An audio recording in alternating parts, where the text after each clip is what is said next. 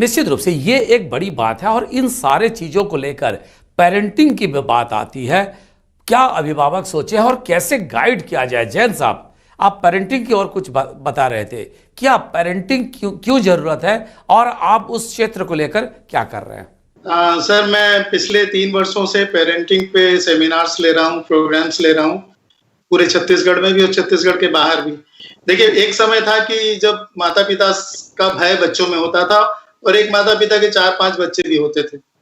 अभी वो 2 बच्चे हैं, लेकिन वो माता पिता भयभीत है कहीं ना कहीं बच्चे से, क्योंकि एक तो पूरा समय नहीं दे पाते और जो जीवन शैली बदली है हमारी। तो अगर पेरेंट अपने बच्चों को सही गाइडेंस दें, समय दें, तो मुझे लगता है कि बहुत सी चीजें जो समाज में हो रही हैं वो ना होगी। और इस लॉकडाउन में तो एक अभूतपूर्व बात ये हुई है कि जो मानव जीवन के इतिहास में नहीं होगी कि 50-60 दिन माता पिता बच्चे एक घर में एक साथ रहे हों। तो ये एक अवसर भी है कि इस अवसर पर अगर वो माता पिता अपने बच्चे का स्वॉट एनालिसिस कर ले, उसकी स्ट्रेंथ समझ ले और फिर उसको उधर गाइड करे। अभी क्या होता था कि बच्चा अपने काम में बिजी है, माता पिता अपने काम में बिजी है।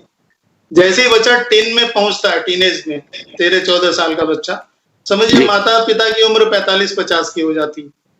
माता पिता अपनी ऊंचाइयों पर रहते हैं और उस बच्चे को समय चाहिए माता पिता को। जी, हम लोग कहीं ना कहीं चूक रहे हैं इस काम में। तो हम लोग जब सेमिनार्स या जो हमारे प्रोग्राम्स होते हैं तो हम उसमें ये बात करने की कोशिश करते हैं कि देखिए, आपका बच्चा अगर आपने उसको 7, 8, 9 साल जो टीन वाला पार्ट है उसको निभा लिया तो जिंदगी भर वो ऊंचाइयों पर रहेगा।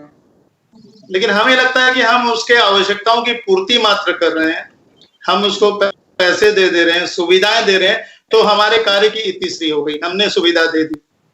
लेकिन अभी मेरा आपके माध्यम से पेरेंट्स को ये मैसेज है कि भाई, आप अपने बच्चे को, आप जो भी कुछ कर रहे हैं आज उस बच्चे के लिए कर रहे हैं, और उस बच्चे का जब करियर मेकिंग का टाइम होता है 13 साल से लेकर 19 साल तक का, उस समय वो आपका सहयोग चाहता है और आप नहीं देते हो तो बाहर की एजेंसी से सपोर्ट लेता हो, जो कि कई बार गलत भी होता है। मुझे याद आ रहा है इसी को लेकर उमेश पटेल जी ने एक बहुत अनोखा प्रयोग किया था छत्तीसगढ़ में। जब वो मंत्री बने तो हर कॉलेज में, हर यूनिवर्सिटी में उन्होंने कोशिश किया काउंसलिंग दिया जाए, एक ऐसा सिंगल विंडो सिस्टम रहे जहां बच्चों का जो प्रॉब्लम है उसको एड्रेस किया जाए। उमेश जी, देखिए, ये काउंसलिंग वाली बात जो है वो एक हेल्प डेस्क के रूप में हमने शुरुआत की थी और उसका एक बहुत सुखद परिणाम हमको मिलने को मिला। फीडबैक भी आया बच्चों से कि बहुत अच्छा है। इस साल से हम लोग उसको शुरू करने वाले थे कि वो हर कॉलेज में शुरू हो, लेकिन चूंकि लॉकडाउन और कोरोना का मामला है तो उसको अभी होल्ड कर दिया गया है। आने वाले समय में उसको हम लोग डेफिनेटली सभी कॉलेज में, सभी प्राइवेट यूनिवर्सिटीज में उसको शुरू करेंगे। तो उसका एक बहुत अच्छा परिणाम हमको देखने को मिला। जैन साहब जो बोल रहे थे उसी में मैं ऐड करूंगा, जो ये कह रहे थे कि हम लोग अपने बच्चों को समय नहीं दे पाते हैं, ये बिल्कुल सही बात है। मैं भी शायद पिछले 2 महीने में जितना समय अपने बच्चे को दे पाया हूँ या बच्ची को दे पाया हूँ, उतना शायद 2 साल में भी नहीं दे पाया था कभी।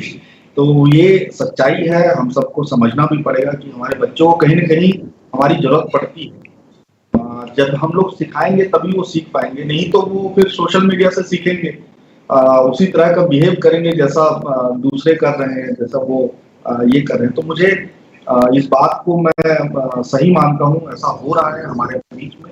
जब हम लोग छोटे थे तो पिताजी का कभी समय नहीं दे पाया तो हमारे बड़े भैया, ताऊ जी, माँ हम लोगों को समय देती थी, हम लोगों को देख रेख करते थे।